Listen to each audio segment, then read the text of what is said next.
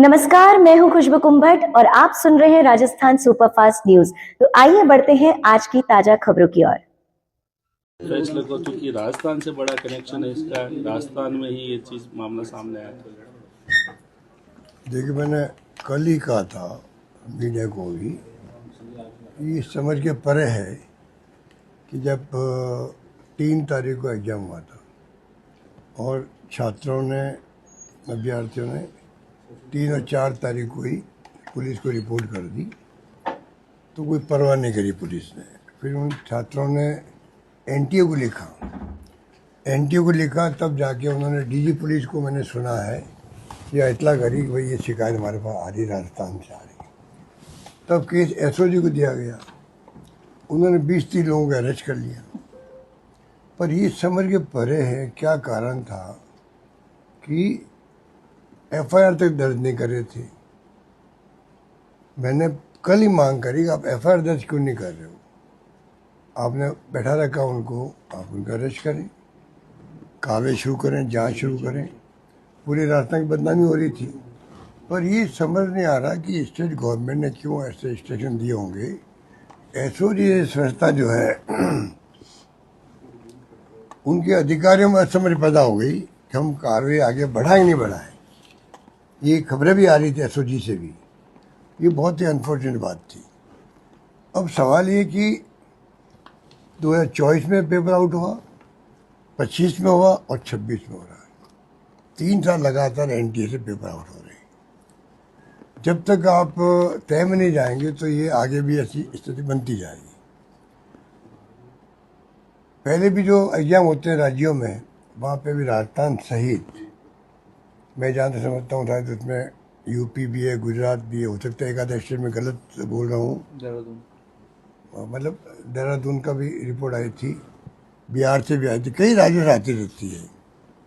तो ये जो पेपर लीक के जो गैंग बन गए हैं अलग अलग राज्यों में और राष्ट्रव्यापी, इससे हमारे जो नौजवान पीढ़ी बहुत दुखी है। तैयारी करते हैं, एग्ज़ाम होते हैं, फिर एग्ज़ाम रद्द करने पड़ते हैं। हमें भी राजस्थान पेपर एक आउट हो गया, रद्द करना पड़ा था। तो ये बहुत बड़ी एक समस्या, चुनौती के रूप में हमारे सामने है। भारत सरकार को चाहिए, मैंने पहले ही अपील की थी, ये जो राष्ट्रीय स्तर पर जो ये ऑर्गेनाइज वे में काम हो रहा है, ऑर्गेनाइज वे में गैंग बनी हुई है, ये पता लगाना चाहिए ये इस समस्या के समाधान के लिए।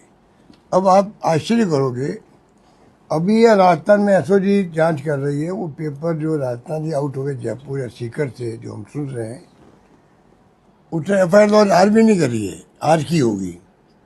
और बताइए, एनटीए ने बिना एफआईआर दर्ज करे हुए पेपर को कैंसिल कर दिया, रद्द कर दिया। इसका मतलब उनके पास जो खबरें गई है ना छात्रों से, जिन्होंने एग्जाम दिया है, डॉक्यूमेंट्स भेजे हैं, उनसे कन्विंस हो गए। उन्होंने इतना बड़ा एग्जाम, 22 लाख छात्र बैठे उसके अंदर, और उन्होंने उसको रद्द कर दिया। इसका मतलब कितना ठोस प्रूफ उनके पास पहुंचे होंगे। जो उनके पास पहुंच चुके हैं, एनटीए के पास पहुंच चुके हैं, नेशनल एजेंसी के पास में, तो राजस्थान गवर्नमेंट के पास एसओजी के पास नहीं पहुंचे क्या? तो पता नहीं है क्या बदनामी के डर से, क्योंकि हमें बदनाम कर रहे हैं 2 साल से, पेपर आउट। हम तो स्वीकार करते हैं, पर हमारे ये नहीं भूलना चाहिए कि हमारे वक्त में केस दर्ज होते थे, हमारे वक्त में ही पेपर रद्द होते थे, वापस एग्जाम करवाते थे। पर ये जो इनकी जो अप्रोच है ना, वो नेगेटिव अप्रोच है। पूरे देश की बदनामी, राजस्थान की बदनामी हो रही है, एसओजी की बदनामी हो रही है कि राजस्थान के एसओजी ने क्यों नहीं एफआईआर दर्ज करी, क्यों नहीं उन्होंने रिपोर्ट भेजी हुई, बताएं पब्लिक को भाई हमने रिपोर्ट भेजी थी। तो ये सब रहस्य बने हुए हैं।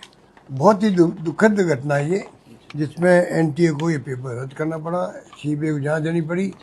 मैं उम्मीद करता हूँ अब भी समय है, लॉजिकल कंक्लूजन तक पहुँचे सीबीआई भी, पता लगाया कि और जहाँ पेपर आउट हो, आर्मी में हो जाते हैं, जुडिशरी में हो जाते हैं, सब संस्था में पेपर आउट हो रहे हैं।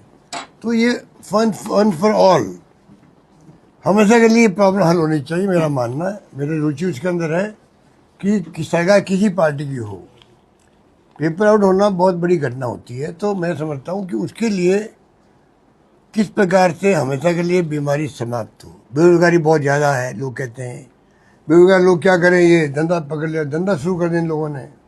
बड़े बड़े नेता उसमें कई बार शामिल होते हैं, ऐसे नाम भी आते हैं। तो ये मैं समझता हूँ इन बातों में बहुत गंभीरता से लेना चाहिए सरकार। अब सरकार, भारत सरकार तो क्या है, चुनाव जीतने का उनका एजेंडा है खाली, बस चुनाव जीते कहते, ये इनके प्रकरण साम दाम दंड भेद काम लो। अरे भाई, चुनाव जीतना मैं तो पूर्ण हो सकता है, पर साथ में जो ये घटना हो रही है उनको रोकने बहुत आवश्यक होता है। जो मंत्री जी है हमारे धर्मेंद्र प्रधान जी, उनको चाहिए कि वो ध्यान दे इसके ऊपर। उनको चाहिए विशेष रूप से, वो मंत्रालय के मंत्री हैं, कि पेपर आउट क्यों हो रहे हैं, बताएं देश को।